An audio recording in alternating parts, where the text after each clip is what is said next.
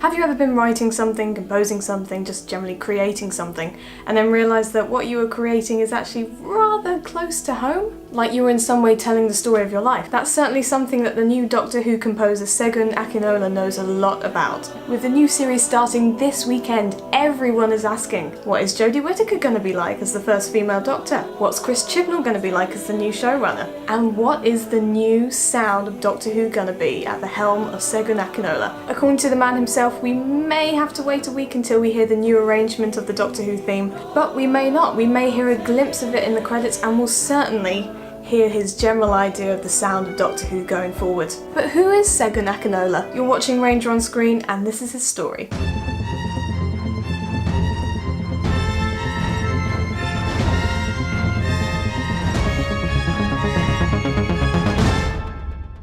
We're not quite sure about a lot of details about his early life, but we do know he was raised in Britain with British Nigerian heritage. But we also know he started making music at a very young age, playing piano and drums at the age of 5. Initially he wanted to be a music producer, but he was always drawn to books and films and TV shows, so he wanted a career that involved storytelling. Eventually he studied a BA in composition at the Birmingham Conservatoire and graduated in 2014. Following that he went on to study a Masters in Composing for Film and TV at the National Film and Television School in Beaconsfield, and he graduated in 2017. But long before that, in 2012, he started scoring short films, short documentaries, low-budget video games, and even some trailer music. Some of his earliest work included Outsiders, Frozen Echoes, Wings, Godsweeper, and even a Shaun the Sheep documentary, and just generally building up a good base on which to build a career in composing for screen. But a real turning point was when he came across the crowdfund for a feature called Moving Image, a feature film that blurs fiction, non-fiction and performance art to tell the story of a young black artist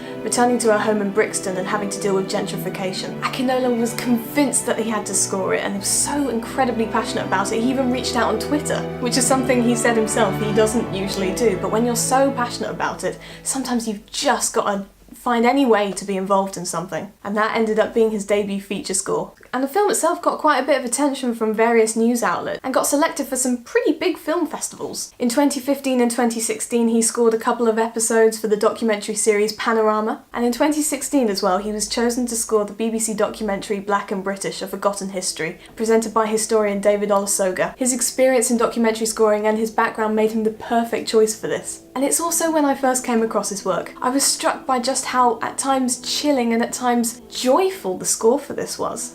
It sounded unlike anything I'd ever heard on a documentary before. Although it might not have been the easiest gig for him, apparently he recorded the strings for the series in the 48-hour blur in Macedonia. But to him it wasn't just another gig. He said that it was really telling his own story and his own history, pulling together loads of ideas and influences from his life so far. After that he did another few documentaries: Expedition Volcano, Wonders of the Moon, Acta Non Verba, and The Human Body: Secrets of Your Life Revealed. But according to Chris Chibnall, it was his passion and boldness as a composer and a person that landed him the role in Doctor Who. And I'm sure the passion he put into Moving Image and Black and British really show that off. And I guess as creators, some of the best works that we'll ever make will be ones where we're telling our own story. That's probably what made his scores for Moving Image and Black and British so brilliant. He was drawing on his own life and the experiences of others who came before him, and putting that into the music. It was probably very relatable to him. And we respond most to art that is relatable. Books, films, series, video games even. We don't necessarily respond to the ones which are groundbreaking artistically,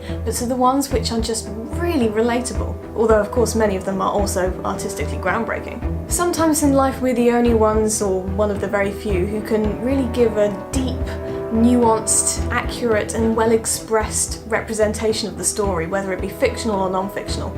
And through this nuanced representation we can help others understand us and unify people. Without wanting to sound too wishy-washy, it does actually spread tolerance and understanding and acceptance. It's why The Diary of an Ordinary Young Girl is regarded as one of the most incredible pieces of art in history. And Doctor Who is all about storytelling. It's about educating people and unifying them through storytelling. Based on his passion, experience and success then, I have no doubt that Segun Akinola is going to do an amazing job. So here's my question of the week. Have you ever created something that felt really close to home, almost autobiographical? What was that experience like then? I want to hear from you in the comments below. And if you enjoyed this video, don't forget to hit like and share it with anyone else you think may enjoy it. And if you're new here, it would be incredible to have you subscribe, so you can join us in our mission of highlighting the importance of music and film to the world.